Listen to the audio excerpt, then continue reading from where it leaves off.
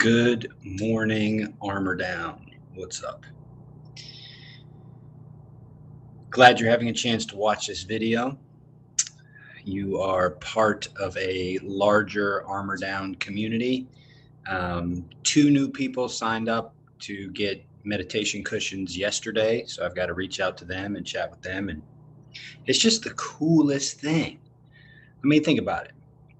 Is there any practice other than mindfulness and meditation that you can do up to the moment of death?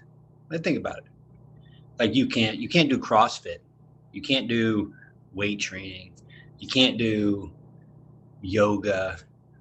Well, you could do like yoga nidra stuff, but basically what I'm saying is we're dealing with the ultimate practice. Like the ultimate, okay? Like body-based stuff, yeah, it's cool. Mind, spirit stuff, it's where it's at. So anyway, thanks for being here.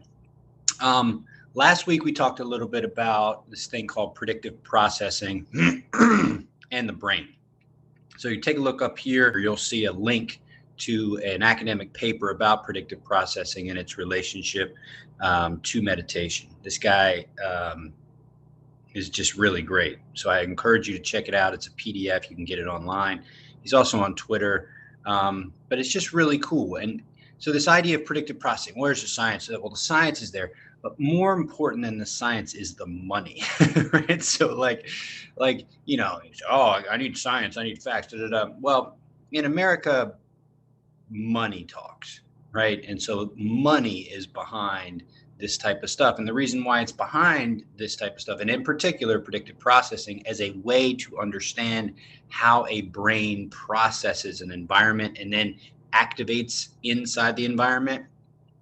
This framework is how AI, autonomous vehicles, it's how they're teaching their robots. It's how they're teaching AI. So this has got money behind it. So, I encourage you to check out the science. This guy named Andy Clark's really cool. He's over here in this video. He's got some cool stuff, but he's all over the place. He talks about it as yeah, this is just what we do. This is just the way it is. And you're going to see this more and more and more as it starts to become more and more mainstream. It's really fringe at the moment because we're still kind of at we're right at the beginning of kind of the exponential growth curve, right? So we're right here. So exponential growth goes, so we're right here. We're right at the beginning of so you'll start seeing it more. But anyway, check that stuff out if you want to know more. Okay, so your brain is doing this constant thing where it's creating this world around you. It's taking feedback from your senses. It's correcting its interpretation of the world around you. And it's constantly doing that. And it's constantly trying to create more and more precision in what's going on. So your brain is doing all this stuff. All right. Now, what's it doing? And okay, so what? So the brain is creating all this stuff. It's infinite. It's too big. It's too big to deal with. So what I want to do is I want to break it down into 3 parts, what the brain is actually creating. And I'm going to focus on the first piece of kind of what the brain is creating today. So the brain, think about the brain breaking down your experience into 3 kind of realms of experience. There's the mental realm, the physical realm, and the mystery or non-physical spiritual realm. So these are the areas that are constantly being created in our awareness, what we pay attention to, what we focus on, what kind of stays with us is kind of what shows up, okay? So brain, putting all this stuff together, super sophisticated predictive processor. Brain can be broken down into 3 kind of realms of creation: mental realm, physical realm, spiritual realm. Let's focus on the mental realm, okay? So the mental realm is the realm of identity. It's the realm of past and future.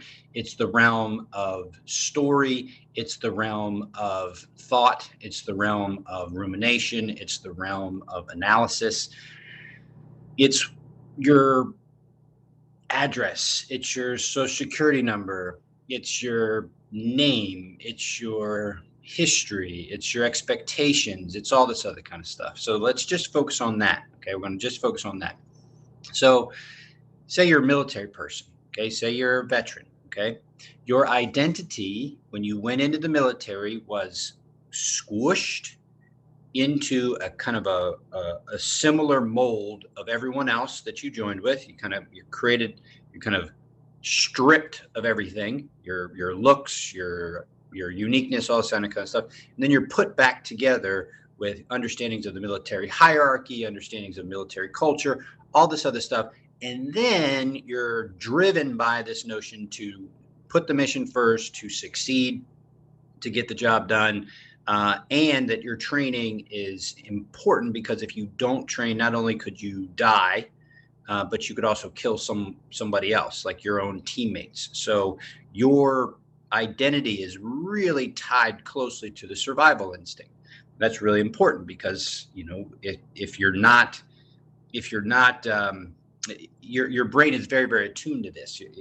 Your survival instincts are really, really important. So if your identity is built around survival, then this is really, really important stuff. Okay, something you have to really pay attention to. So in the warrior community, that's something that's called hyper-vigilance. So for example, in Iraq in 2006, 2007, we would get a report in the significant acts meetings in the morning, and this, look out for this, look out for a white car. It could be a vehicle-borne IED. White cars are everywhere in Iraq. So it's like, oh, geez. Well, anyway, going back to this brain being this predictive processor, go out in sector, driving in the Humvee, there's a white vehicle. Boom. Immediately, my brain is predicting the possibility that this could be a VBID. This could be something that could blow up. So all my attention becomes whoosh, hyper-focused on that. I'm hyper-focused on that. Everything else is kind of shifting away. The hyper-focus is there. This could be something that could kill me. So, I'm trying to kind of figure all this out, watching. The vehicle goes by, nothing happens. Okay, good. That gets released, come back to just being with whatever. All right. Now, what if this way of processing stays that way? So I got blown up by an IED. I got blown up out of nowhere. Just boom, explosion out of nowhere. Boom. My nervous system is not this dumb, inert thing. It's my brain, my nervous system. My brain's coming from the top down. Nervous system is coming from the senses up. They're interconnected constantly. They're creating the reality around me. So this super smart system is like, whoa, there was a trauma here. The body remembers. Dr. Bessel van der Kolk, Adam, if you want to throw another body keeps score link in there, Bessel van der Kolk. Boom, body keeps score. Body remembers. Brain includes this in my perception of reality. Now I'm in the United States. The war's gone. Every time I see a white car, I start to get tense. My pattern, the pattern just it's in there, right? So now there's tension, and it's like this is really happening. It's not 2006. It's not 2022. It's 2006 again. It's shit. Okay, so like that can still happen. Now that's military environment, right? Military environment that kicks off the mind. Boom, and the mind's past future, right? It's not, the mind can go anywhere, right? So that's why, this is important to understand. The mind doesn't have the limits that the body does. The mind has its own realm that it can do whatever it wants with. The body is different. The body is, we'll talk about the body later, but the mind's different. So, that's a kind of the veteran centric kind of identification, but let's make it even simpler. Okay. Let's make it body image. Let's make it the fact that in our culture, certain ways of looking are reinforced. Certain ways of behaving are reinforced. Let's talk about the self-critic, the critic inside of you that says, I've got to look this way, or I've got to make this much money, or I've got to achieve these goals.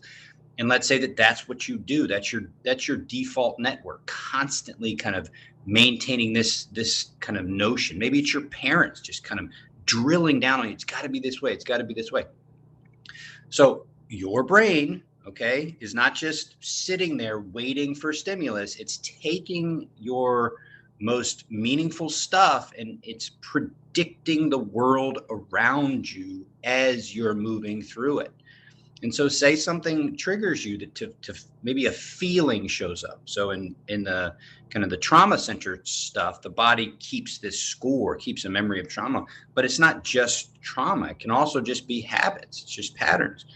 And so, something goes off, you eat something or you drink something or something happens. And then all of a sudden, all you're aware of is just this negative feeling and this negative narrative of your mind being like, you did this, this is what's going to happen, this is going to be this, you're going to be this way, this is going to last forever. And your environment just takes this nosedive. Your internal world just goes to just crap. So if you're, in the warrior environment, you go into hyper-vigilance, tension, right? Maybe you're in the civilian environment, you go into like, oh, God, here we go again. A little bit of depression, a little bit of anxiety, a little bit of like, oh, it's never going to be good again. Like you're just kind of like, ugh. I mean, the critic is just going off in your head. The judge is just like killing you. You're just like, oh my God. And then you're like, oh, I got to wait 2 weeks for this to get better. And this is going to this. And so you're just ruminating and mind is going in 1,000 different directions. And what the fuck are you supposed to do about it? Right? Well, this is again where the practice really, really makes all the difference. This was my first insight. I've been running my mouth now for 10 minutes to get to this point right here. My first insight into the realm of my mind was that I had to tame my mind. I had to tame my mind. This is based on the kind of principles that came out of, I think it's a style of Buddhism that has this kind of story like, if you're going to train an elephant, you have to tame it first, right? So you have to tame an elephant before you train the elephant to do anything you want, right? So you got to tame it first, right? So that same applies to the mind. You have to tame your mind before you can train it. So that hit me like, oh, I've got to tame my mind before I train it. And the first time I ever noticed my mind being tamed was at the VA doing yoga nidra in a class. And the way the teacher encouraged us to tame our minds was by focusing on things that are happening in the present moment. So the first insight and the first piece of Armor Down is to tame your mind. And we do that with the senses. Okay. So remember, I said there's 3 realms to be thinking about that your brain is predicting. There's the mental realm, the physical realm, and the spiritual realm, or the mystery realm, the realm of the beyond, however you want to call it. But anyway, one way to tame the mind, and you do this already, I'm certain you do. If you're like almost anybody else, there are things that help you kind of get out of this mind space and into the physical body space. But taming the mind in the Armor Down pattern or process, however you want to describe it, is by focusing on your senses. So the first way to tame the mind when you armor down is by focusing on sight, sound, taste, touch, or smell. Okay. So say you're ruminating, say the mind is going, oh, I notice it. Okay. Now how do I tame that? How do I move away from that? How do I move away from this spinning up? And the way you do it is by bringing your attention to the present moment. So let's actually do it. Let's actually practice it. And in the practice over time, you're going to flesh this out. It's called first bell. So here's your bell. First bell, okay, is taming the mind. So here's the sound of the bell. Hear it, right? Hearing it fade. Try that again. See? So notice the difference. So you got the beginning of the sound. Now, as that sound of the bell fades and you can't hear it anymore, see if you can just reach out with your sense of sound where you are right now and see if you can start picking up any sounds.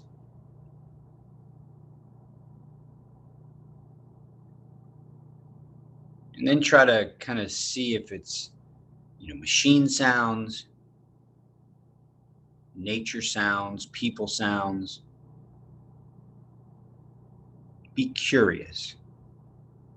You'll hear me say this over and over again. Curiosity tames the mind every time.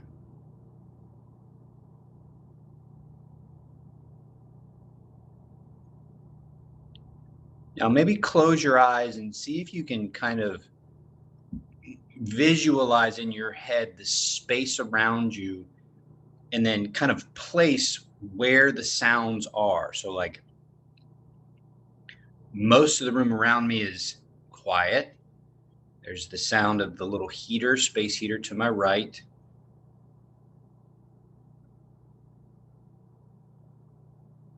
Everything else is quiet.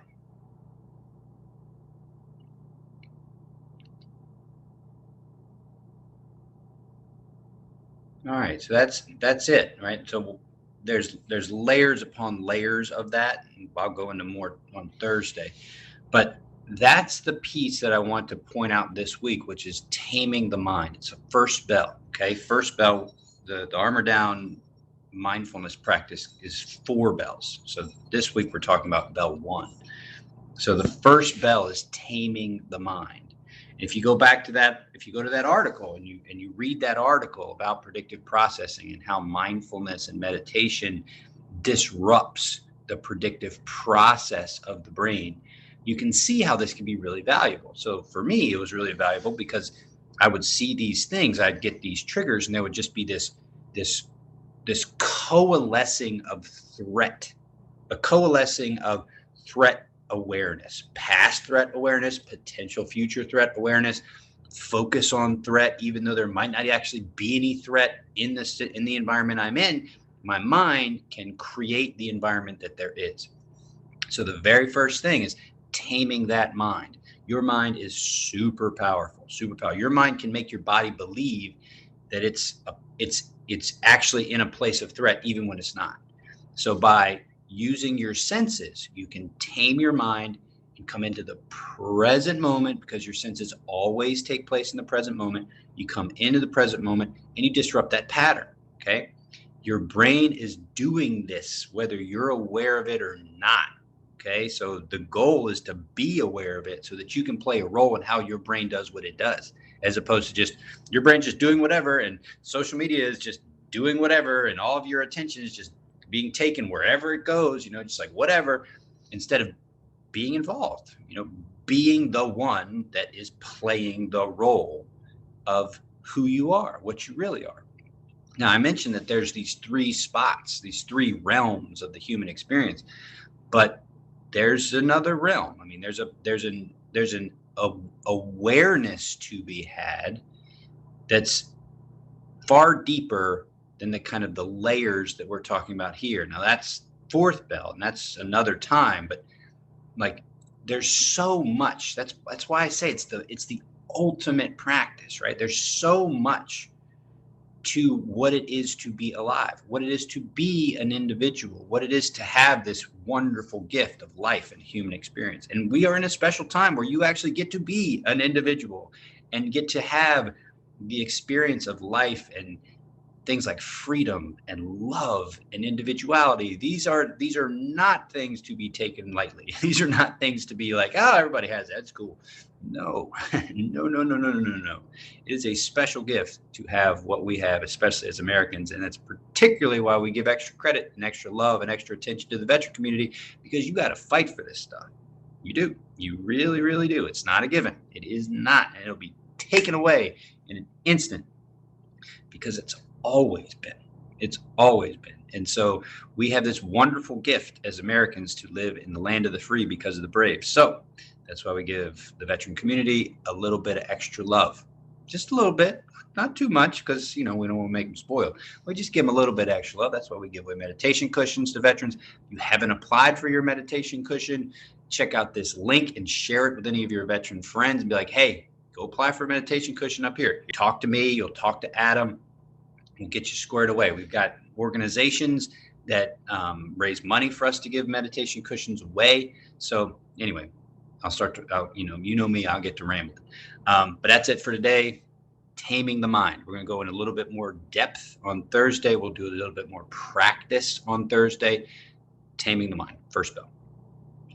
Later, Armor Down.